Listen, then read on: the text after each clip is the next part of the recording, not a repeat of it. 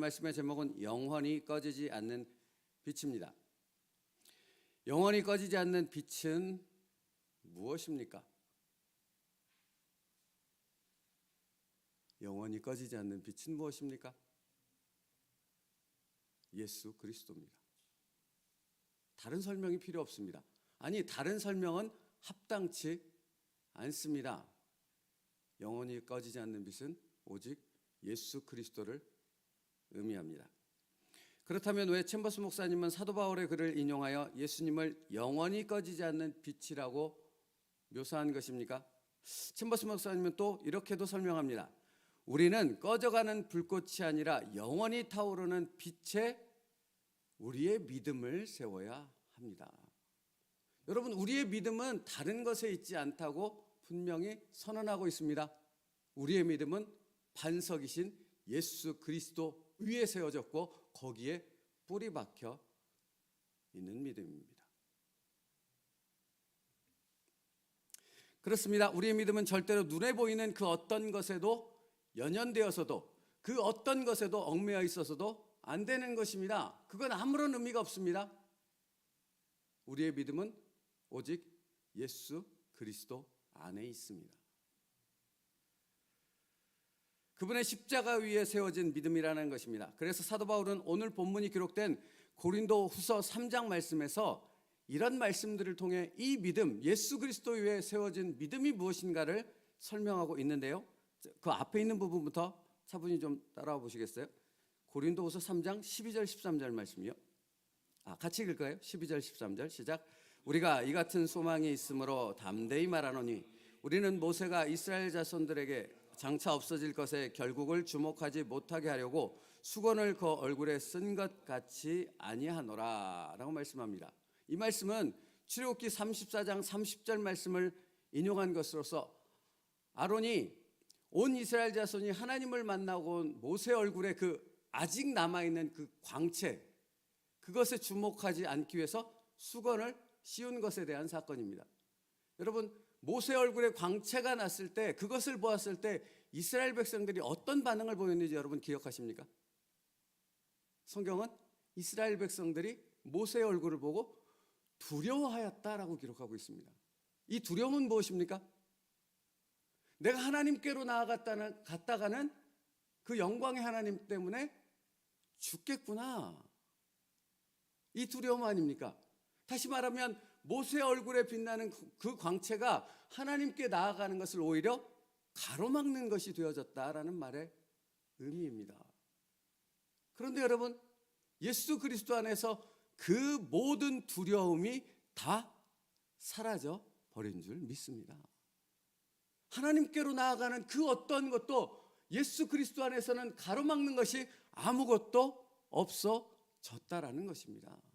사도 바울은 그것을 선언하고 있는 것입니다. 이제 율법의 조문도, 죽음도, 사망도, 죄도, 그 어떠한 것도 우리가 우리 아버지 하나님께로 나아가는 그 길을 가로막을 수 있는 것은 아무것도 없다라는 것입니다. 예수 그리스도 위에 세워졌다라는 믿음은 바로 그것을 의미하는 것입니다. 우리는 언제나 어디서나 예수 그리스도의 이름을 붙잡고 그 안에서 하나님 아버지께로 나아갈 수 있는 자들이 되어졌습니다. 여러분, 그래서 챔버스 목사님은 또 이런 표현을 하고 있는 거예요.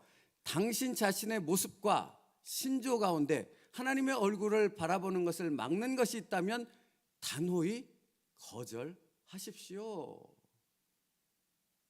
아무것도 우리를 하나님 아버지께로 나아가는 것을 가로막는 것이 없어졌습니다. 예수 그리스도 안에서 우리는 이 자유함과 은혜를 누리는 자들이 되어졌습니다. 그러므로 두려워하지 말고 이제는 예수 안에서 하나님 앞으로 날마다 나아갈 수 있는 믿음의 사람, 그 은혜의 사람 될 수 있기를 축복합니다.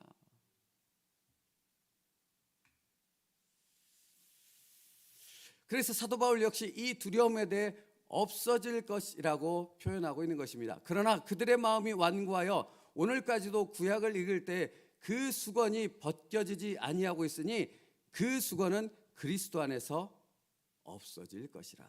14절 말씀이요. 뭐라고 표현합니까? 그 수건이 벗겨지지 아니하고 있으니 그 수건은 어디 안에서 없어질 것이라? 예수 그리스도 안에서 없어질 것이라. 두려움은 하나님이 주신 것이 아닙니다. 그 어떠한 두려움도 말입니다. 그 모든 두려움은 예수 안에서 이미 사라져 버린 줄 믿습니다. 그러므로 여러분, 이 새벽에 여러분이 이 자리에 나온 것은 하나님 아버지께 그 천상의 예배를 우리를 통해 올려드리기 위해 나오신 줄 믿습니다. 여러분, 우리가 알다시피 사도 바울이 왜 이 말을 하는 것입니까?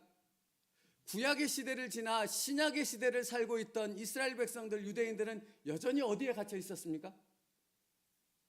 모세 얼굴이 수건에 가려졌던 그 율법의 조문, 죄의 문제, 아직도 해결되지 않는 그 문제에 갇혀져서 여전히 하나님 아버지께로 나아가지 못하는 그 닫혀진 상태의 신앙 가운데 있었다라는 것입니다.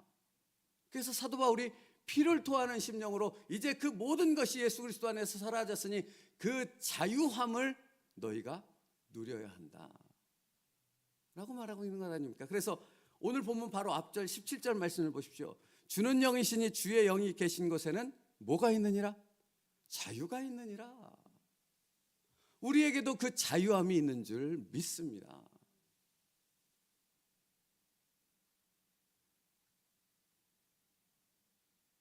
16절 말씀이요. 15절부터 볼게요. 오늘까지 모세의 글을 읽을 때 수건이 그 마음을 덮었도다. 그러나 언제든지 주께로 돌아가면 그 수건이 벗겨지리라. 주는 영이시니 주의 영이 계신 곳에는 자유가 있느니라. 할렐루야. 사랑하는 성도 여러분, 날마다 이 자유함의 은혜가 우리를 예수 그리스도 안에서 다윗처럼 기뻐 춤추게 만드는 그런 찬양의 사람, 예배자로 바꾸는 역사가 일어나길 주님의 이름으로 축복합니다. 우리는 그런 사람들입니다. 그 자유함을 이미 얻은 사람들입니다. 그 자유함을 누리는 삶을 살아야 하지 않겠습니까? 왜 더 이상 갇혀서 어떤 두려움 가운데 우리 안에 있는 어떤 죄 때문에 어떤 율법의 짓누름과 그 율법에 우리를 누르는 그 부분 때문에 언제까지 그 두려움의 갇힘 가운데 살아가는 자들이 되겠느냐라는 것입니다. 예수 그리스도 안에서 하나님과의 온전한 교제가 회복되어지는 기쁨이 있기를 축복합니다. 사랑하는 여러분, 그러므로 사실은 이것은 이와 같은 것을 말씀하는 것 아닙니까? 우리가 예수 그리스도 안에서 회복됐다라는 말은 무엇을 의미하는 것입니까? 창세기에 기록된 대로 우리가 아담과 하와가 선악과를 범하기 이전 영이신 하나님과 날마다 교제하며 그 기쁨과 은혜를 누렸던 그 에덴 동산에서의 그 참된 영적 교제가 회복되어졌다라는 것을 의미하고 있는 것입니다. 그래서 로마서 7장 6절 말씀에 사도 바울은 이렇게 말하는 것입니다. 이제는 우리가 얽매였던 것에 대하여 죽었으므로 율법에서 벗어났으니 이러므로 우리가 영의 새로운 것으로 섬길 것이요 율법의 조문에 묵은 것으로 아니할지니라. 이것을 개역성경으로 이렇게 표현됩니다. 이제는 우리가 얽매였던 것에 대해서 죽었으므로 율법에서 벗어났으니 이러므로 우리가 영의 새로운 것으로 섬길 것이요 의문에 묵은 것으로 아니할지니라 라고 말씀합니다. 그러므로 17장 주는 영이시니 주의 영이 17절이요. 주는 영이시니 주의 영이 계신 곳에 자유가 있느니라 라고 말씀하고 있는 주의 영이라는 말씀의 의미는 오직 예수 그리스도께서 빛과 생명의 원천 되신다는 사실입니다. 그리고 그 빛과 생명이 우리 안에 예수 그리스도의 십자가로 말미암아 우리 안에 임했다라는 것입니다. 영접하는 자, 곧 그 이름을 믿는 자들에게는 하나님의 자녀가 되는 권세를 주셨으니.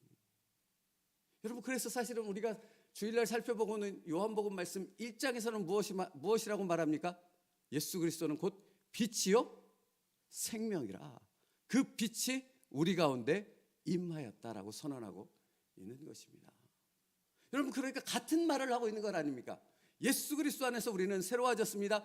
예수 그리스도 안에서 우리는 아담과 하와처럼 하나님과 교제할 수 있는 그 기쁨을 누릴 수 있는 자들이 되어졌습니다. 세상에도 얽매이지 말고, 이 육신에도 얽매이지 말고, 율법에도 얽매이지 말고, 이제 예수 그리스도 안에서 이 기쁨과 은혜를 누리는 날마다의 삶을 누려가는 신령과 진정으로 예배드리는 자들이 되어졌음을 믿습니다.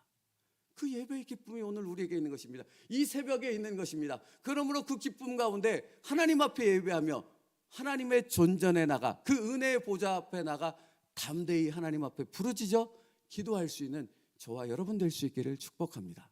하나님 아버지께서 무엇을 마다하시겠습니까? 로마서 8장 말씀에 아들과 함께 내가 무엇을 아껴서 너희들에게 무엇을 주지 않을 수 있겠느냐라고 선언하지 않습니까? 예수의 이름으로 우리 하나님 아버지께, 전능하신 그 아버지께 모든 것을 아뢰어 구할 수 있는 담대한 기도가 오늘 우리에게 있기를 축복합니다. 그래서 여러분, 고린도전서 15장 45절 말씀이요, 기록된 바 첫사람 아담은 생명이 되었다 함과 같이 마지막 아담은 살려주는 영이 되었느니라.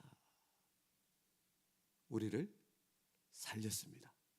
예수 그리스도 안에서 우리를 다시, 우리의 영을 회복시키신 예수 그리스도가 되어주신 줄 믿습니다.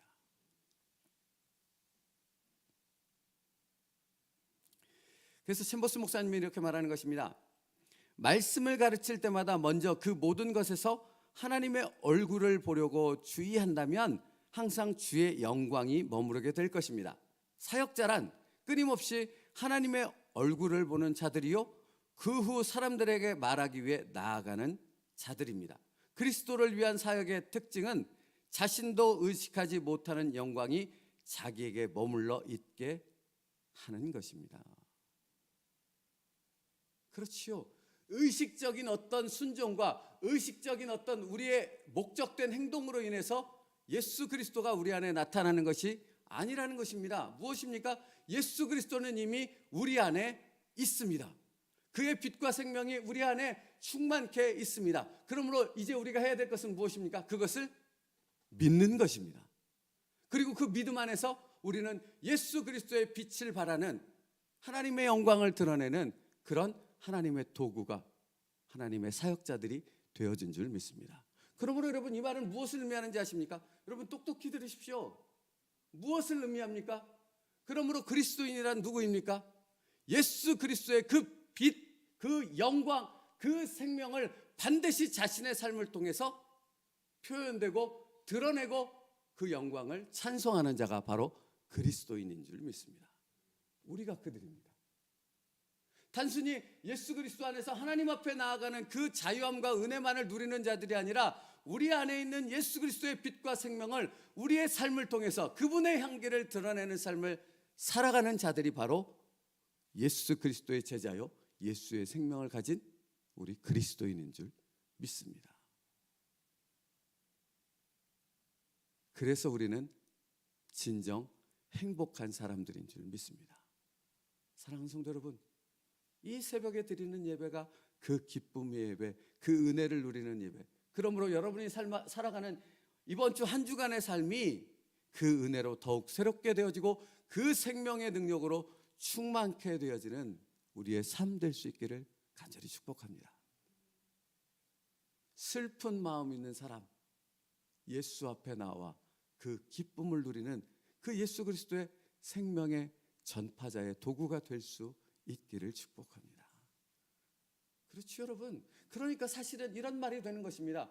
언제까지 내 안에 있는 고난, 내 삶의 문제, 내 안에 있는 죄에 갇혀서 우리가 누려야 될 그 빛을 전하는 생명의 도구가 되어지는 그 영광을 외면하며 사는 어리석은 자들이 되어지겠느냐 하는 것입니다.